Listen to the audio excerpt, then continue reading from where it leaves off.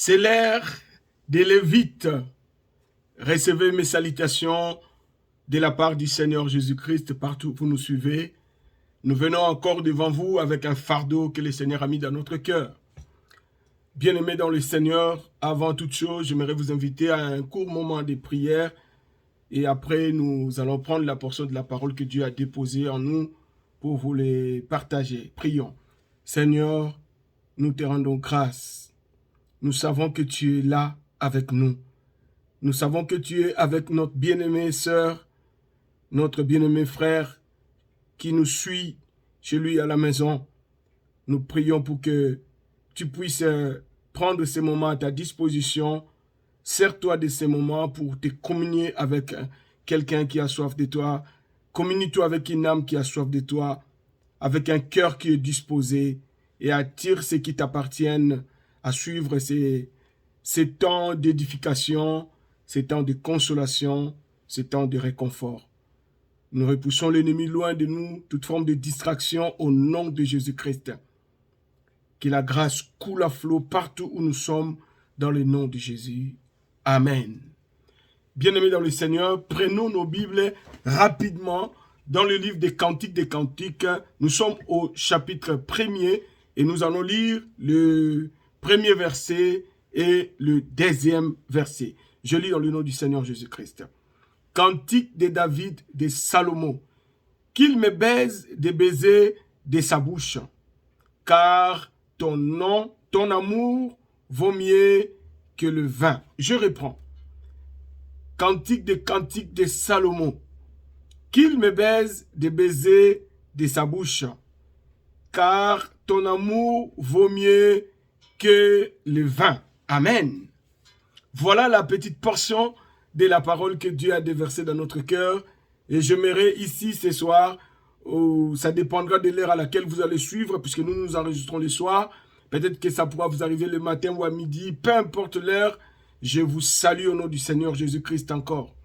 Bien-aimés, le livre commence par nous parler des cantiques. Le cantique de cantiques. Donc, ça voudrait dire que c'est un cantique qui est au-dessus de tous les autres cantiques. C'est un cantique spécial. Alors, pour comprendre le cantique dont il est question dans ces livres, il faut percer la profondeur de ces livres pour découvrir les cantiques. En fait, les cantiques, c'est un mystère qui est exposé, mais dont beaucoup de gens n'ont pas la grâce de voir. Voilà pourquoi Dieu a appelé des hommes, il a fait des dons aux hommes, afin que, par les moyens des dons, plusieurs puissent voir la profondeur des choses que Dieu a mis à notre disposition. Amen. Bien-aimé, la Bible dit, c'est un cantique des cantiques, et pour être direct avec vous, le cantique de tous les cantiques, c'est le cantique de l'amour. C'est les cantiques qui parlent de l'amour. Vous verrez que la plupart des chansons qui sont restées dans l'histoire, des chansons qui sont répétées, qui sont dans le répertoire des grands compositeurs, c'est des chansons qui parlent de l'amour. L'amour, c'est un mystère. L'amour, c'est un mystère. Lorsque nous parlons de l'amour de l'homme, entre l'amour des hommes, c'est-à-dire entre hommes et femmes, l'amour de père et fils, de mère et fille, ou de parents et les enfants, des enfants envers les parents. L'amour restera toujours un thème qui va nous parler, un thème qui va nous attirer, parce que nous vivons dans une société où l'amour a tendance à disparaître. Donc, chaque fois que quelqu'un raconte son histoire d'amour, ça attire un peu ça attire un peu l'attention, ça attire les oreilles, ça attire l'attention des gens. Les gens sont attirés lorsqu'on chante l'amour, lorsqu'on parle de l'amour et lorsqu'on expose l'amour. Alors, dans ce livre, il est question d'un roi, le roi Salomon, qui a chanté de son amour. Mais dans le livre, il n'est pas toujours question de Salomon qui chante. Il y a aussi Salomon qui chante, mais en fait qui répète aussi les paroles de sa compagne. Parce que dans le livre, il y a plusieurs intervenants, il y a plusieurs personnages, il y a plusieurs individus qui parlent. Alors, dans ces 2 premiers versets, j'aimerais commencer par le 2e verset. La Bible dit qu'il me baise de baiser de sa bouche. Bien-aimé dans le Seigneur, lorsqu'il y a relation entre l'homme et une femme, avant que la relation devienne corporelle, physique, la relation doit d'abord être une relation de cœur. En fait, c'est le cœur qui crée les élans, les attractions physiques, les désirs sexuels, les désirs d'embrasser. C'est d'abord quelque chose qui est profond dans l'homme. C'est à l'intérieur. C'est ce qu'on éprouve à l'intérieur qui crée ces besoins, qui crée cette nécessité, cette attirance, cette attraction. Les attractions physiques ne viennent qu'après les attractions du cœur. Dans le texte que nous sommes en train de lire, c'est une femme qui parle, ce n'est pas un homme. La femme dit qu'il me baise. Il parle d'un homme. Elle parle d'un homme, cette femme. Elle dit qu'il me baise. Ça veut dire qu'elle donne sa permission à l'homme. Elle donne sa permission. Elle dit, je suis disponible pour cet homme. Je suis disponible pour cet homme. Je lui donne ma vie. Je m'ouvre à lui. Je m'étale à lui. Je veux qu'elle puisse me baiser. Qu'elle me donne le baiser de sa bouche. C'est une femme qui exprime l'amour qu'elle ressent dans son âme pour un homme. L'amour, cette profondeur, cette attraction, ce volcan qu'il y a dans son cœur. Et elle demande à ce que l'homme puisse lui donner ses baisers. Amen. Oh Dieu bon, Dieu merveilleux, bien-aimé dans le Seigneur. Elle dit plutôt qu'il me baise de baiser de sa bouche. Or, nous savons tous que on ne peut pas demander une femme qui demande à un homme de lui donner les baisers. Elle paraît légère, elle paraît moins sérieuse, elle paraît prostituée. Mais non, dans ce livre, il est question d'une femme qui a expérimenté l'amour de cet homme. Elle n'est pas une prostituée, non. Elle est tout simplement follement tombée amoureuse de son homme. Elle aime par-dessus tout. Elle aime par-dessus tout. Et du coup, elle n'a plus de réserve. Plus de réserve. Il n'y a plus de réserve. Plus de retenue. Elle ne se retient plus. Elle n'a plus honte de personne. Elle ne craint rien.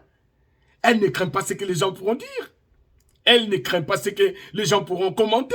Elle ne craint pas ce que les gens pourront poster sur Facebook ou WhatsApp. Elle se livre, tout simplement. Elle se donne. Il dit qu'il me baise de baiser de sa bouche. Oh mon Dieu. Il dit qu'il me baise de baiser de sa bouche. Je me livre à cet homme. Je le désire. Pour qu'une femme arrive à faire de telles déclarations, il est important que cette femme puisse avoir des preuves d'amour.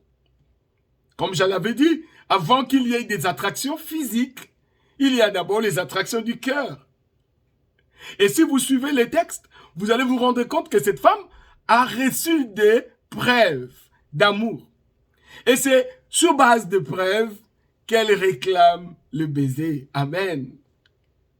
Bien-aimé dans le Seigneur, la Bible dit qu'il me baise de baiser de sa bouche, car ton amour vaut mieux que le vin. Elle parle de l'amour. Elle a expérimenté l'amour. C'est parce qu'elle a expérimenté l'amour qu'elle désire des baisers. Et bien-aimé dans le Seigneur, je voudrais souligner que les baisers, on ne jette pas des baisers. mais on s'approche pour donner des baisers. Ça voudrait dire, l'amour qu'elle a expérimenté, exige la proximité avec la personne qu'elle aime. Elle désire la proximité avec son homme. Elle veut une relation d'intimité avec son homme. J'ai découvert que tu m'aimes et je voudrais que tu sois près de moi. J'ai découvert que tu m'aimes, j'ai vu toutes les preuves de ton amour, alors ne me quitte pas, approche-toi de moi et fais-moi des baisers d'amour. Lorsqu'elle demande le baiser, elle veut sentir l'odeur de cet homme. Lorsqu'elle demande le baiser, elle voudrait la proximité de cet homme, l'intimité de cet homme. C'est pourquoi elle dit, ton amour vaut mieux que le vin. Elle était ivre de vin. Elle parlait dans l'ivresse. Elle avait tellement découvert l'amour de Dieu, l'amour de cet homme, qu'elle était ivre. Oh, je vous ai livré mon secret. Je parle de l'amour de Dieu. Mon Dieu, je parle de l'amour de Dieu. Lorsque tu découvres l'amour de Dieu, tu vas tomber dans l'ivresse. Lorsque tu découvres l'amour de Dieu, tu vas tomber dans l'ivresse. Tu vas désirer la proximité de Dieu. Tu vas tellement le désirer que tu ne seras pas tranquille qu'il soit loin de toi. Tu ne vas pas supporter que Dieu soit loin. Lorsqu'il est loin, tu pleures. Mais où est-il? Où est mon bien-aimé? Où est mon Dieu? Une âme qui a découvert l'amour de Dieu ne supporte plus s'en éloigner. L'amour de Dieu est attractif. Ça nous attire. C'est un amour qui nous attire. C'est un amour qui nous attire. Bien-aimé dans le Seigneur. La Bible nous parle de l'histoire d'un fils prodigue qui avait pris la part qui lui revenait dans l'héritage familial, qui s'était éloigné de papa. Cet enfant est parti très loin. La Bible l'appelle un fils prodigue. Il est allé très loin. Là où il était parti, dans un pays lointain, il a dissipé toute la richesse que papa lui avait donnée. Il s'est retrouvé dans le besoin. Il est allé travailler. Il a trouvé quand même un boulot. Il a commencé un peu à travailler, mais ça ne marchait toujours pas. C'était trop pénible pour lui, ce travail. Et là, dans la souffrance, quand il a commencé même à manquer de la nourriture, il a pensé à la maison de son père. Mais il y a une chose à laquelle il a pensé particulièrement. À l'amour de son père. Il est parti de la maison de son père avec la preuve que son père était un bon monsieur, un homme qui avait un cœur aimant. Et là, même loin de son père, il a pensé, la seule chose qui est arrivée dans sa tête, c'était le souvenir de l'amour de papa. Il a dit, combien de serviteurs qui se retrouvent dans la maison de mon père ont de la nourriture en abondance. Donc il s'est souvenu que son père prenait soin même de ses serviteurs. Et que son père avait tellement de l'amour que même les serviteurs de son père ne manquaient pas de la nourriture. Son père était tellement amoureux qu'il était capable de prendre soin de ceux qui étaient proches de lui. Alors le fils se retrouve dans les difficultés. Pourquoi? Parce qu'il est tout simplement loin de papa. Donc il est en difficulté parce qu'il est loin. Il fallait juste qu'il se rapproche du père. Alors il va décider de retourner à la maison. Alors ce soir, je voudrais demander à quelqu'un, Dieu t'a aimé le premier. Dans Jean 3,16, la Bible dit, Dieu a tant aimé le monde, qu'il a donné son Fils unique, en fait, que quiconque croit en lui ne périsse point, mais qu'il ait la vie éternelle. Amen. Il a donné Jésus avant que tu ne sois en vie, avant que ton père n'existât, avant que tes parents ne soient en vie. Il avait donné son Fils unique pour toi et moi. Il savait qu'on allait naître dans le péché. Il savait que dès notre naissance, nous serons couverts de la saleté. Et il a prévu le sacrifice de l'agneau. Jésus a été offert comme un prix de rachat pour nous sauver. Alors il est juste question que tu puisses penser à la maison du Père. Qu'est-ce qui se passe dans la maison du Père? Beaucoup de fils qui sont partis loin de Dieu n'arrivent plus à retourner à la maison parce que ce qu'on leur a dit de la maison du Père les retiennent loin du Père. Ce soir, je voudrais m'adresser à quelqu'un qui est loin du Père. Quelqu'un qui est loin, qui se retrouve dans le besoin, qui sent le besoin de la maison de son Père. Il n'y a pas de fouet là-bas. Il y a l'amour qui t'attend. Il a les bras tendus, ses bras ouverts, il attend que tu reviennes. Il veut te faire des baisers d'amour, des câlins de papa, la chaleur de son cœur. Dieu t'aime. Les églises t'ont rejeté, les hommes de Dieu t'ont rejeté, la famille, les amis t'ont abandonné. Mais le Père t'aime. Le Père attend ton retour. Approche-toi de lui. Souviens-toi de l'amour, de ton premier amour. Souviens-toi de lui. Et reviens à la maison. Il t'attend.